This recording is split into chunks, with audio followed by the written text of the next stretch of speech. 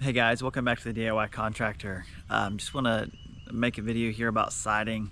We'll make another one about roofing, and we'll do a couple things here. But not quite ready for siding, but my siding crew has already put on about 80% of material. I got a call last Friday. It was a week ago. Today's Friday, and he said, "Hey, my materials for my job didn't get delivered, and my guys, I got a crew standing around. Can we go ahead and side your house?" And I was like, well, I mean, we don't have windows yet, but if you want to work around that, that's fine. Typically, it's not how you run, that's not how you want to do stuff, but for sake of relationship with my siding crew and my siding guy, I went ahead and went for it. But they did a really good job, and I just want to show a couple of things on that. One thing that I really liked is when they came to a window opening, like right here. I'll show you. They did their spacing on their board and battens, and then like on the corner here they left it. Okay, so you got your these are 4x10 sheets here, and that's the break right there, obviously. But then we can still install our tape, install our window and the tape on top of it, and then they can come put that around. And what's nice about how they did this, and I really like, is this section here, even above the roof, is totally done. So we're doing a metal standing seam roof, and that's going to be a little difficult to get on there and paint that. So either my crew can paint the whole house and deal with it, and I pay them, and that's fine, or me and my helper can hop up there and caulk it real quick, grab my sprayer and spray it, and then all this low stuff I can go ahead and paint. That kills productivity, I understand that, but in this particular job I could make $3,000 or $4,000 doing some of this painting pretty quickly. Again, I'm not gonna step over 10 grand to make 2 grand, but it's kind of cool that I have that option should I want to do that. Same with that dormer up there. They didn't put the batten strips on yet, but it's already more than halfway sided, and they're not slipping on a roof. So you can see around here, like we've got our bottom board down here already, and I really like that because I kind of have a good idea of where stuff's laying out. So like we installed our outlets here, and they can cut around that.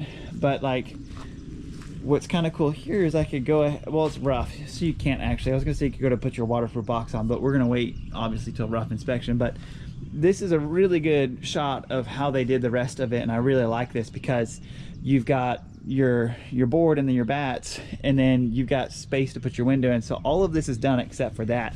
So that will really actually help my timeline on the build, because as soon as we get windows, I slap it in, siding's done. And so if siding's totally done, then we can paint. We're gonna have a roof next week. Siding won't be done because windows won't be in for 2 more weeks. But once we get the windows in and we paint, and we're gonna have a roof on next week, everything's gonna be like 100% dried in. So in about 2 weeks, maybe 3, we'll have this painted and ready to go, and then we can start doing landscaping. Even though we may not have drywall hung inside, but we can get it beautiful and kind of quote unquote market ready.